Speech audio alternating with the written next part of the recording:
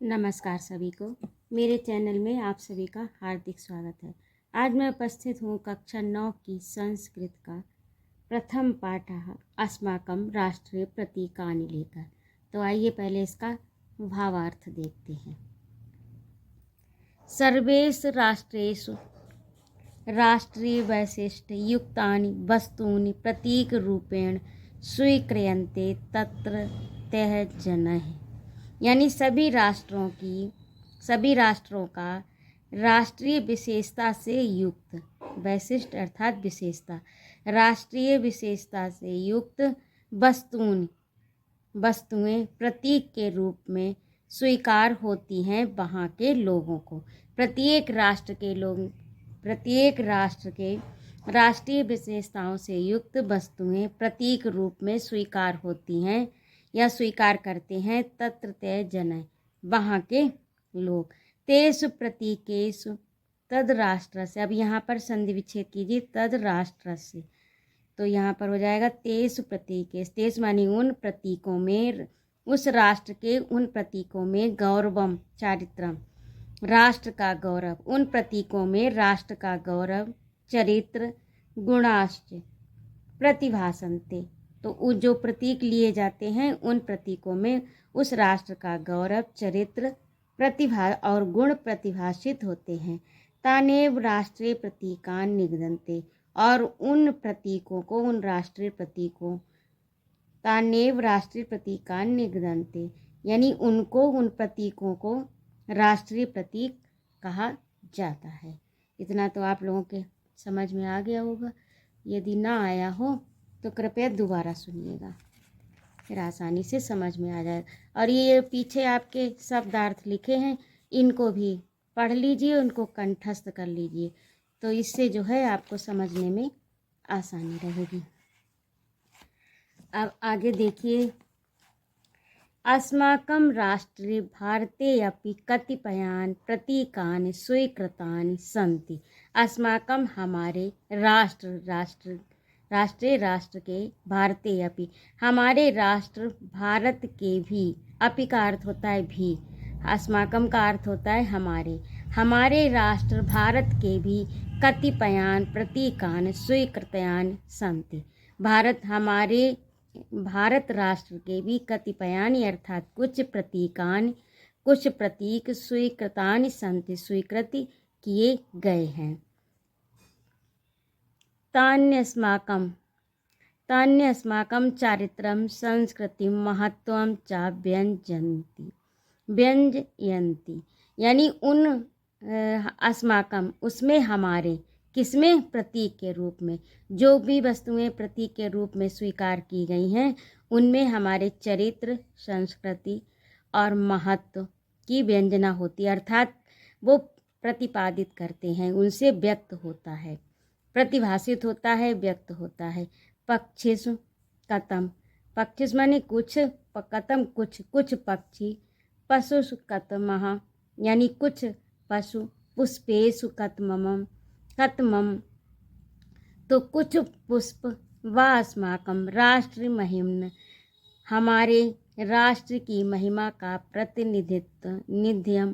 प्रतिनिध्यम विदधातीति विचारय प्रतीकान निर्धारितानि सन्ति, यानी कुछ पक्षी, कुछ पुष्प, पशु यानी जानवर, पशु, कुछ पुष्प हमारी राष्ट्रीय महिमा का प्रतिनिधित्व करने के विचार से प्रतीकान निर्धारितानि सन्ति, निर्धारित किए गए हैं, जिसमें कि हमारे राष्ट्र की महिमा का प्रतिनिधित्व होता हो, ऐसा विचार कर कुछ निर्धारित किए गए हैं प्रतीक। अब इनमें से कौन कौन से प्रतीक हैं, आगे इनको देखते हैं। पहला दिया है इसमें मयूरा, तो मयूर जो है, मयूर कहते हैं मोर को, मयूर एक पक्षी है। पक्षिषु मयूरा राष्ट्रीय पक्षी रूपेण स्वीकृतो अस्ति, पक्षी मयूर यानी मोर पक्षी जो है, पक्षी मोर हमारा राष्ट्रीय पक्षी रूप में स्वीकृत है, यानी मोर हमारा राष्ट्रीय पक्षी है। मयूरो अतीव मनोहरा पक्षी वर्तते, मयूर यानी मोर जो है वो मनोहर पक्षी, अतीब का अर्थ होता है अत्यंत, मयूर अत्यंत मनोहर यानी मन को हरने वाला अर्थात मन को प्रसन्न करने वाला पक्षी वर्तते पक्षी है। चंद्र कवलय सम्मिलितानि चित्रतानि तस्य पिच्छामि मनासि हरन्ति। चंद्र यानी चंद्रमा के आकार की गोल गोल, आपने देखा होगा कि मोर के पंख में गोल गोल चित्र बने होते हैं, घुमावदार। चित्रतानि चित्र बने होते हैं, गोल गोल घुमावदार चित्र बना होता है। तस्य पिच्छामि मनासि हरन्ति, और उसकी पिच्छामि पूंछ जो है वो मन को हरती यानी मन को प्रसन्न कर देती है, बहुत सुंदर होती है। यदा गगनम जब गगनम आसमान में, अब इसको अलग अलग करके पढ़िए। श्यामल आरक्षणम यानी जब काले मेघ गगन में आच्छन्न होते हैं या छाए होते हैं। भवति तदा मयूरो नृत्यति, तब मोर नाचता है। यदा गगनम श्यामल मेघराच्छन्नम आच्छन्नम भवति तदा मयूरो नृत्यति, जब आसमान में काले मेघ छाए होते हैं तब मोर नाचता है। तस्य तदानी अनंतनम नर्तनम नयन सुखकरमपि चाचेतस चमत्कारम भवति, और उसका वह नृत्य उस समय नयनों को सुख देने वाला और चमत्कार करने वाला भी होता है। चमत्कृत करने वाला यानी आश्चर्य में डाल देने वाला होता है। जब गगन में काले मेघ छाए होते हैं उस समय मोर जो है वो नृत्य करता है, और उस समय उसका नृत्य जो है वो मन को आश्चर्य में डाल देता है और नयनों को बहुत सुख देता है, यानी देखने में बहुत ही अच्छा लगता है। आगे देखिए। मधुर मधुर सरोवपि मयूरो विषधरानि भुक्ते, यानी इसको अलग अलग करके पढ़िए तो मधुम यानी मधु शहद, मधुर मीठा, और स्वरोवपि यानी मीठा स्वर होने पर भी मोर विषधरान भुक्ते, विषधरान यानी सर्प को भुक्ते खाता है। अब इसको अलग अलग पढ़िए। इदम एव अस्माकम, तो इदम यह, एव भी है ही, इदम अस्माकम राष्ट्रीय चारित्रम विद्यते, इसमें भी हमारा राष्ट्रीय चरित्र विद्यते यानी दिखाई देता है। कैसे विद्यते, कैसे विद्यमान है। सर्वै सह मधुरम वाच्यम, यानी सभी के साथ, सर्वै का अर्थ होता है सभी, सह माने साथ, मधुरम मीठा, वाच्यम बोलें। मधुरम व्यवहारितव्यम यानी मधुर व्यवहार करें। मधुरम चरितव्यम, किंतु ये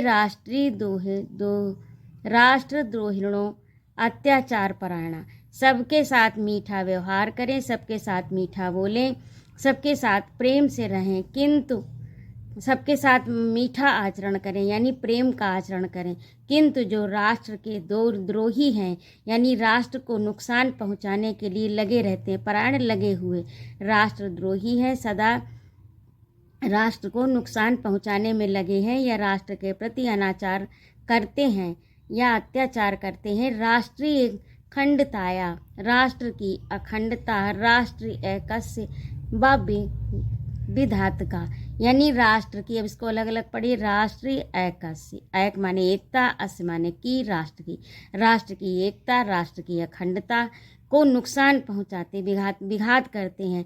विषमुखा सर्पतुल्या, वे कैसे हैं, विषमुख यानी जहर के मुख वाले सर्प हैं, जिनके मुंह में जहर वाला है, सर्प के समान है।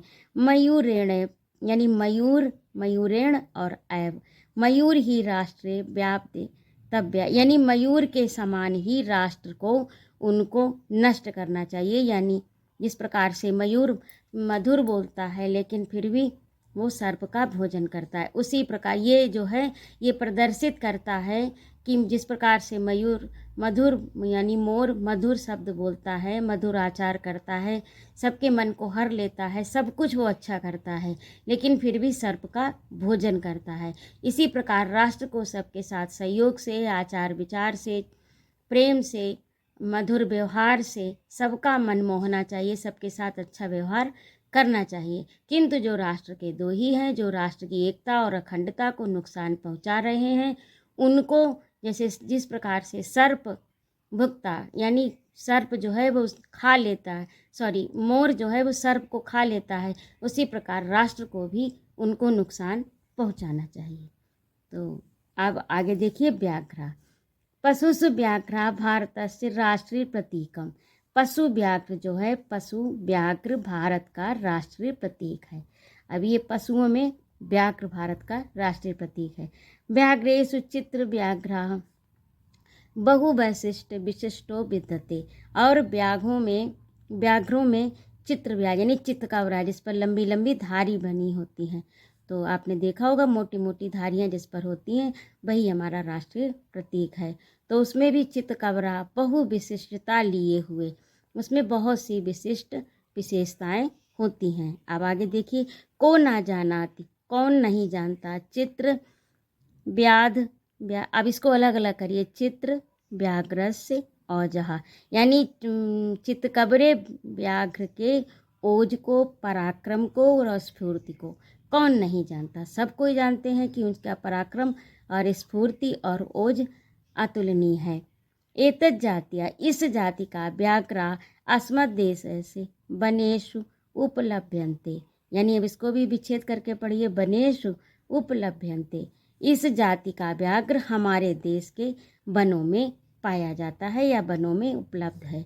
एतेषां शरीरे स्थूल कृष्ण रेखा भवन्ति, इसके शरीर में स्थूल अर्थात मोटी, कृष्ण माने काली, रेखा माने धारी, इसके शरीर पर काली काली रेखाएं भवन्ति होती हैं। व्याघ्रो अशावती तीव्र धाव का सतत सावहिता, यानी व्याघ्र जो है वो अत्यंत तीव्र धावक, अत्यंत तेज दौड़ने वाला, सतत लगातार, सावहिता सावधान रहने वाला, संकटम संकट को, विदुरादय विदुर यानी दूर से ही, जिघ्रन सूंघ कर, तदपनेत उसके उपचार के लिए सचेष्ट चेष्टा करता है। यानी व्याघ्र जो है वो अत्यंत तीव्र धावक है, यानी तेज दौड़ने वाला है, और सतत सावधान रहने वाला है। संकट को दूर से ही पहचान कर, दूर से ही सूंघ कर उसका उपाय करने के लिए, यानी उसको नष्ट करने के लिए, उस संकट से पार पाने के लिए सदैव चेष्टा करता है, यानी सचेष्ट रहता है, सजग रहता है, सचेत रहता है। स्वलक्ष्य वाप्त कृतिरता स्वसीम्न एव पर्यटन वन्यो जंतुर्विश्रतो जगति, यानी अपने लक्ष्य की प्राप्ति में हमेशा लगा रहता है, कृतिरता लगा रहता, करता रहता है, लगातार लगा रहता है। कृतिरता स्वसीम्न यानी स्व माने अपनी, सीम्न माने सीमा, अपनी सीमा में घूमता हुआ, वन्यो जंतुर्विश्रतो वन्य के जीव जंतुओं में संसार में जाना जाता है, जो अपनी सीमा के अंतर्गत घूमता रहता है। तो इस प्रकार से ये आपको समझ में आ गया होगा। यदि कोई भी कठिन लग रहा हो या कोई भी समस्या हो तो कृपया मेरे कमेंट बॉक्स में लिखिएगा, और इसको दोबारा सुनिए, पुनः पुनः सुनेंगे तो आपको अच्छी तरह से समझ में आ जाएगा। कमलम, अब आगे देखिए, कमलम सरसिजम पद्मम पंकजम सतदलम, अब इसको भी अलग अलग करिए, सतदलम इत्यादि नाम भवि ग्रह प्रथितम। तो कमल, सरसिज, पद्म, पंकज, शतदल, इति नामों से, इतने नाम जो हैं वो कमल के हैं। इस फूल को इन नामों से भी जाना जाता है। प्रथितम पुष्प अस्माकं राष्ट्रीय प्रतीक त्वेन स्वीकृतम राष्ट्रीय पुष्पस्य यशो विद्यते, और ये जो है पुष्प कमल का, ये हमारा राष्ट्रीय प्रतीक के रूप में, राष्ट्रीय फूल के रूप में स्वीकार है। प्रथम माने प्रसिद्ध, ये प्रसिद्ध फूल जो प्रसिद्ध है, प्रथम प्रसिद्ध है, पुष्प अस्माकम यानी फूल, अस्माकम हमारा राष्ट्रीय प्रतीक के रूप में, स्वीकृतम स्वीकार किया गया है, राष्ट्रीय पुष्प यशो विद्यते, राष्ट्रीय पुष्प के रूप में यश पाता है। तस्य कोमलत्वम मनोहरत्वम विकासशीलत्वम पवित्र, अब इसको भी अलग अलग करिए, पवित्रत्व अंजलाविलक्षैव कविव तस्य बहुसा वर्णम करतम। तस् कोमलम, वो कितने, इसकी अब ये विशेषताएं हैं, वो कोमल है, मनोहरम मनोहर है, विकासशीलत्वम, इसमें ये सब विशेषताएं हैं, कोमल, मनोहर, विकासशील, पवित्र, पवित्रत्व चाविलक्षैव कविव तस्य, और इसको लक्ष्य करके कवि यानी कवियों ने तस्य बहुसा वर्णन करता, उसको बहुत प्रकार से वर्णन किया है। इसकी इतनी विशेषताओं को लेकर कोमल, मनोहर, विकासशील और पवित्रता को लेकर कवियों ने इसका बहुत प्रकार से वर्णन किया है। न कश्चिन महाकवि, कोई भी ऐसा, कश्चिन माने कोई भी, महाकवि संस्कृत भाषायाम, हिंदी भाषा यानी संस्कृत भाषा और हिंदी भाषा का कोई भी ऐसा कवि नहीं, व विद्यते नहीं है, एत नैतस्य यानी जिसने पुष्पस्य पुष्प के महत्तम न गीतम, महत्व को न गाया हो, देवा नाम स्तुति प्रसंगे, देवताओं की स्तुति के प्रसंग में, दिव्य कर चरण यानी जब देवताओं की स्तुति की जाती है तो उस प्रसंग में दिव्य कर माने हाथ, चरण माने पैर, दिव्य कर चरण आदि। अब इसको भी अलग अलग कर लीजिए तो आसानी से समझ में आ जाएगा। दिव्य कर चरण आदीन अंगानाम, आदि अंगों को मानव हृदय से, और मानव के हृदय को चोपमानी कृतम यानी च उपमानी कृतम, उपमा दी गई है। किससे दी गई है? कमल से। सत सांस्कृतिकम महत्वम विभति पुष्पदम, और इसका सांस्कृतिक महत्व भी कम नहीं है, इस पुष्प का सांस्कृतिक महत्व भी है। शरद ऋतौ, अब इसको भी अलग अलग करिए। शरद ऋतौ मनोहरम पुष्पमिदम यत्र तत्र जल संकलेषु तड़ागेषु सुरम्य, अब इसको भी अलग अलग करिए। च नयना सेनोत्पत्तते वर्धते, यानी शरद ऋतु में मनोहर, मन को प्रसन्न करने वाला यह पुष्प यत्र तत्र यहाँ वहाँ, जल संकलेश जहाँ पर जल भरा होता है, तड़ागेशु तालाबों में, सरसु सर और तालाब, नाना चा को अलग करिए। अनायास ही उत्पत्तते, अनायास ही चा अनायासनो पद्धति यानी अनायास ही उत्पन्न हो जाते हैं, बढ़ते हैं। ये अनायास ही शरद ऋतु में ये मनोहर पुष्प, जहाँ पर भी पानी होता है, जहाँ पर पानी भरा होता है, तड़ागेश तड़ाग में और सर तालाब में, ये अनायास ही उत्पन्न हो जाते हैं। और कैसे बढ़ते हैं? रविकर निकर संसर्गात, यानी रवि कहते हैं सूर्य को, रविकर निकर दिनकर की रश्मियों से, सूर्य की रश्मियों का संसर्ग पाकर प्रस्फुटित होते हैं यानी खिलते हैं। पंके जायते यानी पंके कीचड़ में, जायते जन्म लेते हैं। पंकजम जल संयोगम, और पंकज के जल के संयोग से ही शरत काल चाबाप्य वर्धते, और शरत काल में ये बढ़ते हैं, शोभा पाते हैं। तथैव कस्मित चित, अब ये क्या विभूषित करते हैं या क्या संदेश देते हैं? कस्मित चित कुले, यानी किसी भी कुल में जाता जन्म लेने जना लोग, किसी भी कुल में जन्म लेने वाला व्यक्ति, सौविद्य यानी सुविधाएं, अब इसको अलग करिए। सौविद्य अलग कर दीजिए। सौविध्यम उपयुक्ता अवसरंच, यानी सुविधाएं और उपयुक्त अवसर पाकर, लब्ध्वा माने पाकर, प्राप्त कर। वर्धितम बढ़ता है। क्षमत इति तत्पुष्पस्य राष्ट्र के संदेशा, ये राष्ट्र के लिए संदेश है कि किसी भी कुल में व्यक्ति जन्म लिया हो, लेकिन अगर उसको सुविधाएं और अवसर प्राप्त हो जाए तो वो यानी बढ़ता है, प्रगति करता है। तो ये इसका संदेश है। जिस प्रकार से कमल कीचड़ में उत्पन्न होता है और रवि की यानी सूर्य की किरणों से के संसर्ग से प्रस्फुटित होता है और बढ़ता, और शरत काल की जलवायु से प्रभावित होकर बढ़ता है और संसार में शोभा पाता है, उसी प्रकार किसी भी कुल में जन्म लेने पर यदि उसको सुविधाएं और उपयुक्त अवसर प्राप्त हो जाए तो वह बढ़ने की क्षमता रखता है। ये पुरुष जो है राष्ट्र के लिए राष्ट्र का संदेश देता है। तो इस प्रकार से ये आपका कमलम हो गया। अब आगे आइए राष्ट्रगानम। तो राष्ट्रगानम सर्वेषां स्वतंत्र देशानां स्वकीयमेकं गानम भवति। सभी स्वतंत्र देशों का स्वकीयमेकम अपना एक गान होता है। तदैव राष्ट्रगान संज्ञा, अब इनको अलग अलग कर लीजिए तो आसानी से समझ में आ जाएगा। राष्ट्रगान संज्ञा बुध्यते, और वो जो है उस गान को क्या कहते हैं, राष्ट्रगान की संज्ञा प्राप्त होती है। प्रत्येकम राष्ट्रम स्वराष्ट्रगानस्य सम्मानम करोति। प्रत्येक राष्ट्र अपने राष्ट्रगान का सम्मान करता है। महत्व अवसरेषु, इसको अलग अलग कर लीजिए। महत्व यानी महत्वपूर्ण अवसरों पर, तद गानम गीयते, महत्वपूर्ण अवसरों पर उसको गाता है। यदि कश्चिद अन्य राष्ट्राध्यक्षो अस्माकम, अब इसको अलग अलग करके पढ़िए। तो कोई भी राष्ट्र का अध्यक्ष अस्माकम देश मागच्छत, हमारे देश में आता है, या किसी भी अन्य राष्ट्र का अध्यक्ष जब देश में आता है, तदा तस्य सम्मानाय, तब उसके सम्मान के लिए, सम्मान नाय, नाय जहाँ पर लगा होता है वहाँ पर अर्थ होता है के लिए, सम्मान के लिए, तस्य उस राष्ट्रगान राष्ट्रगानम चा वैदिकम वादिक, यहाँ पर ये कुछ समझ में नहीं आ रहा, कटा हुआ है बाद, अच्छा सॉरी, बाद कहाँ है, वैदिक पढ़ रही थी मैं, सॉरी, बाद का बाद देते।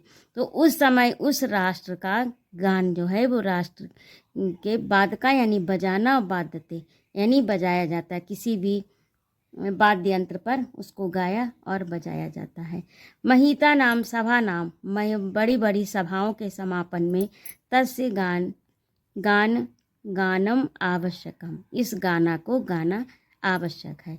विद्यालयेषु प्रार्थना अनंतरम यानी विद्यालय की प्रार्थना के अनंतर, प्रार्थना के बाद राष्ट्रगानम गीयते, राष्ट्रगान गाया जाता है। अस्माकम राष्ट्रगानम विश्व कविना कवींद्रेण रवींद्रेण रचितम, हमारे राष्ट्रगान को विश्व कवि कवींद्र यानी कवियों में भी शिरोमणि रविंद्रनाथ टैगोर ने लिखा है। और इसको जनगण मन इति संज्ञा, जनगण मन की इस संज्ञा से विभूषित किया गया है। इससे ये विश्व में जाना जाता है। भारत का जो है वो राष्ट्रीय गान जनगण मन से विश्व में जाना जाता है। अस्माकम राष्ट्रगाने भारत अंग भूतानाम अनेक प्रांतानाम, भारत के हमारे राष्ट्रगान में भारत के अंगभूत यानी कई प्रांतों के, जैसे विंध्य हिमालय पर्वत, तो कई प्रांत विंध्य हिमालय पर्वत, गंगा यमुना आदि नदियों उल्लेख कृत्वा, आदि नदियों का उल्लेख करता है। देशस्य विशालत्व, देश की विशालता, राष्ट्रीय अखंडता और संस्कृति यानी संस्कृत गौरव विश्व कविना बढ़ितम, इस में विश्व कवि ने भारत की राष्ट्रीय एकता, विशालता और राष्ट्र की एकता, अखंडता और संस्कृति और गौरव का भी वर्णन किया है। राष्ट्रीय कवि रविन्द्रनाथ टैगोर ने इसको लिखा है। तो भारत के अंग रूप में कई प्रांत, विंध्य हिमालय पर्वत, गंगा यमुना आदि नदियाँ और का भी उल्लेख किया है। आदि नदियों का उल्लेख करते हुए देश की विशालता, राष्ट्रीय अखंडता और एकता, संस्कृति और गौरव का विश्व कवि ने इसमें वर्णन किया है। तो इस प्रकार से ये आपका राष्ट्रगान। अब आगे देखिए, राष्ट्रगान मिदम द्वापंच शतपलात्मकम भवति। अब इसको अलग अलग करिए। जो राष्ट्रगान ये है वो द्वा यानी दो, पंच यानी 5, 50 पलात्मकम यानी 52 पल का होता है। ठीक है, ये आपने संस्कृत में गिनती यदि पढ़ी होंगी तो आपको समझ में आ रहा होगा। यदि ना पढ़ी हो तो कृपया मेरे चैनल पर सर्च कीजिएगा, तो उसमें आपको मिल जाएंगी संस्कृत में गिनती। तो ये जो 52 सेकंड का 52 पल का भवती होता है, हमारा राष्ट्रगान जो है वो 52 सेकंड में पूरा होता है। तस्य गाने द्वाद पंच शतपलात्मकम समस्य अपेक्षते। तो इसमें इतना ही समय अपेक्षित है जितना इसमें निर्धारित किया गया, ना ततो अधिको, ना उससे अधिक, ना बाकृतो न्यूनम, ना उससे कम, उससे कम और अधिक नहीं किया जा सकता। तस्य आरोह अवरोहावपि निश्चितो, उसका आरोह और अवरोह भी निश्चित है, उसमें आप किसी प्रकार का फेरबदल नहीं कर सकते। तत्र विपर्यः कर तो ना सकते, उसमें किसी प्रकार का जो है वो बदलाव नहीं किया जा सकता। राष्ट्रगानम सदोत्थितये जनय सावधान मुद्रा ज्ञेयम्, राष्ट्रगान को सभी खड़े होकर, सबो उत्थित यानी उठकर, खड़े होकर, राष्ट्रगान को सभी खड़े होकर जनय सावधान मुद्रा में गाया जाता है। राष्ट्रगाना अवसरे अंग संचालनम निषिद्धम, राष्ट्रगान के अवसर पर, जब हमारा राष्ट्रगान हो रहा हो उस अवसर पर किसी अंग को चलाना, अंग संचालन यानी किसी अंग को हिलाना डुलाना निषिद्ध है। चलतो अपि कस्यचित् कर्णकुहरे, चलने पर यदि कर्णकुहरे यानी कान में यदि उसका शब्द पड़ जाए, आप कहीं जा रहे हैं, कहीं चल रहे हैं और आपको राष्ट्रगान का शब्द कान में पड़ जाए कि कहीं पर हो रहा है, गीयमानस्य राष्ट्रगानस्य ध्वनि, अगर आपके कान में वो राष्ट्रगान की ध्वनि पहुंच रही है तो वहीं पर चेतदा दूरत्याप पतति चेत तत्रैव सावधान मुद्रायाम तेना विचलम, तो वहीं पर आपको सावधान मुद्रा में बिना अविचल यानी अविचल होकर, बिना चलायमान हुए आगे फिर आपको वहीं पर रुक जाना है। इसका अर्थ ये हुआ, वहीं पर सावधान मुद्रा में आप खड़े हो जाइए, रुक जाइए, जब तक वो राष्ट्रगान समाप्त नहीं होता आप उसी मुद्रा में वहीं उसी स्थान पर खड़े रहिए, स्थातव्यम यानी उसी स्थान पर रहिए। राष्ट्रगानम श्रद्धास्पदम भवति, राष्ट्रगान हमारा, ये राष्ट्रगान की हमारे राष्ट्रगान के प्रति हमारी श्रद्धा है और राष्ट्रगान श्रद्धा के लिए होता भी है, यानी राष्ट्रगान के प्रति हमको श्रद्धा भी रखनी चाहिए। श्रद्धेय विदम गेयम, और इसको श्रद्धा से गाना चाहिए। तो इस प्रकार से ये आपका राष्ट्रगान हुआ। अब आइए राष्ट्रध्वज। सर्वेश राष्ट्रीय प्रतीकेषु राष्ट्रध्वजस्य सर्वाधिकं महत्वं वर्तते, सभी राष्ट्र प्रतीकों में राष्ट्रध्वज का सबसे अधिक महत्व है। सर्वस्य स्वतंत्र राष्ट्रस्य स्वकीयो ध्वजो भवति, सभी स्वतंत्र राष्ट्रों का अपना ध्वज होता है। तद देशवासिनो यानी उस देश के वासी जना, उस देश में रहने वाले लोग, नरः नार्यश्च नर और नारी, स्वराष्ट्र ध्वजस्य सम्मानम प्राणपणेन रक्षन्ति, तो उस देश के रहने वाले सभी देशवासी नर हो अथवा नारी हो अपने राष्ट्र ध्वज का प्राणपणेन यानी अपने प्राणों की आहुति देकर भी सम्मान करते हैं। त्रिवर्णात्मको, त्रि माने तीन, वर्ण माने रंग, आत्मको मध्य अशोक, अब इसको भी अलग अलग करिए। त्रिवर्णात्मको यानी तीन वर्ण का मध्य अशोक चक्रांकितो अस्माकम, मध्य में अशोक चक्रांकित राष्ट्र अस्माकम हमारा राष्ट्रध्वज तिरंगा शब्देन विश्व तो विद्यते, यानी तीन वर्ण का मध्य में अशोक चक्र विद्यते, हमारे जो ये है तिरंगा, इसको तिरंगा कहा जाता है। हमारे राष्ट्रीय ध्वज में तीन वर्ण हैं, बीच में अशोक का चक्र है और राष्ट्रध्वज तिरंगा शब्द से पूरे विश्व में जाना जाता है। ध्वजस्य अधोभागा यानी ध्वज अस्य माने के अधोभागा, निचले ध्वज के नीचे भाग हरित वर्णात्मक का, हरित वर्ण है, नीचे जो है पट्टी वो हरे रंग की है। सुख समृद्धि विकासानाम सूचिका, और ये जो हरा रंग है वो सुख समृद्धि और विकास का सूचक है। मध्य भागे श्वेत वर्ण, और बीच में, मध्य माने बीच में, भागे बीच में, श्वेत वर्ण की पट्टी है। ज्ञान सौहार्द सदाशय आदि गुणा नाम दूत का, ये ज्ञान सौहार्द और शांति का प्रतीक है।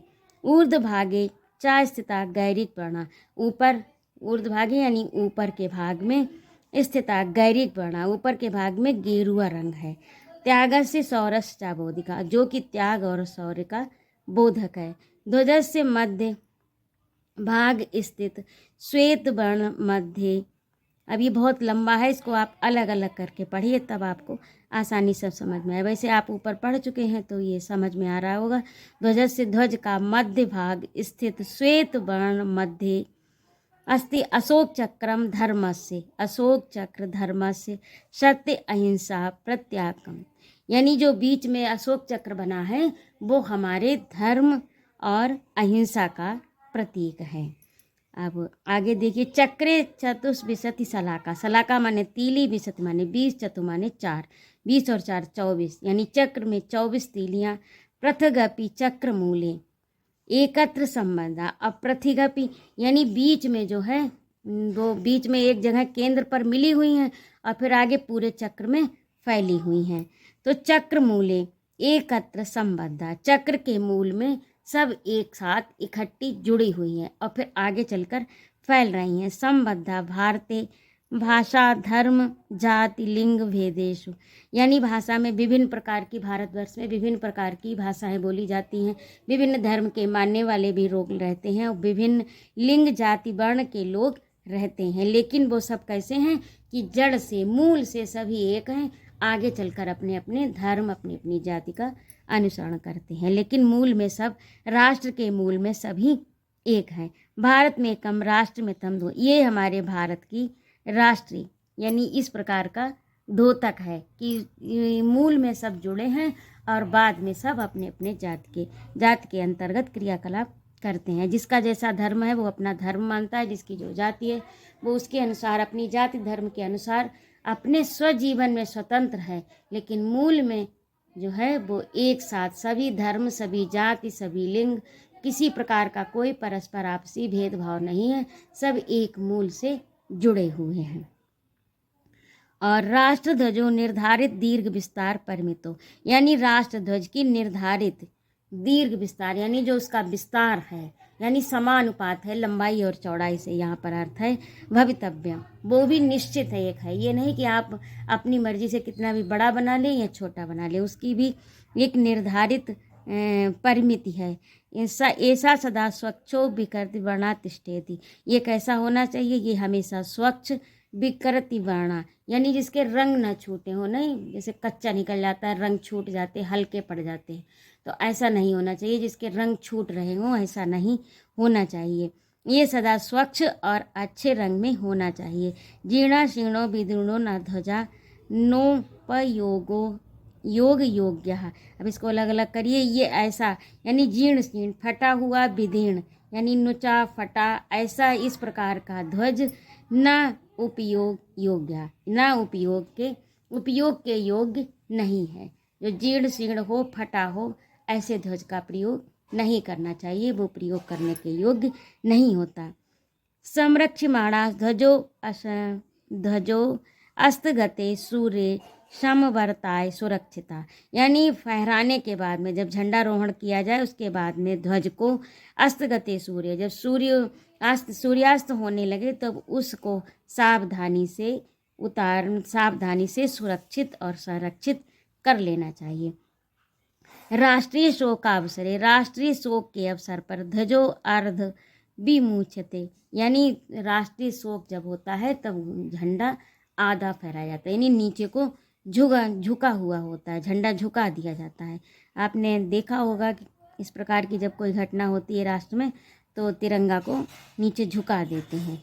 इत्ते तानि राष्ट्रीय प्रतीकान्य अस्माकं, इतने ये जो ऊपर दिए गए हैं ये सभी राष्ट्रीय प्रतीक हमारे स्वातंत्र से, हमारी स्वतंत्रता प्रत्याकानि सम आदृत बयानी, इस प्रकार से पढ़िए। ये सब हमारी स्वतंत्रता, इत्ते तानि राष्ट्रीय प्रतीकान्य अस्माकं, ये सभी राष्ट्रीय प्रतीक हमारी स्वतंत्रता के प्रतीक हैं। और समा इसके तू सत्यव प्राण पड़े रक्षित बयानी चा, और इसकी हम सभी को अपने प्राणों की बलि देकर भी रक्षा करनी चाहिए। तो इस प्रकार से ये आपका पाठ पूरा हुआ और आशा है आपको समझ में आ गया होगा। यदि ना आया हो, कोई समस्या हो तो कृपया मेरे कमेंट बॉक्स में अवश्य लिखिएगा। और यदि आपको मेरा पढ़ाना अच्छा लगा हो तो कृपया मेरे चैनल को सब्सक्राइब भी कीजिएगा। उपस्थित रहने के लिए बहुत बहुत धन्यवाद बच्चों। स्वस्थ रहिए, सानंद रहिए, खूब ज्ञानार्जन करिए। जय माँ भारती। अगले अंक में मैं लेकर उपस्थित होती हूँ आपका अभ्यास प्रश्न, और आपके ये जो काठिन्य निवारण यानी जो शब्द अर्थ हैं इनको आप पढ़िए और इनको कंठस्थ कीजिए। तो इससे आपको पाठ पर सबसे पहले यही आप कर लीजिए, इनको पहले याद कर लीजिए, पढ़ लीजिए, फिर आप इस पाठ को पढ़िए तो आपको आसानी से समझ में आएगा। और अभ्यास प्रश्न मैं अगले अंक में लेकर उपस्थित होती हूँ। तब तक के लिए स्वस्थ रहिए, सानंद रहिए। जय माँ भारती।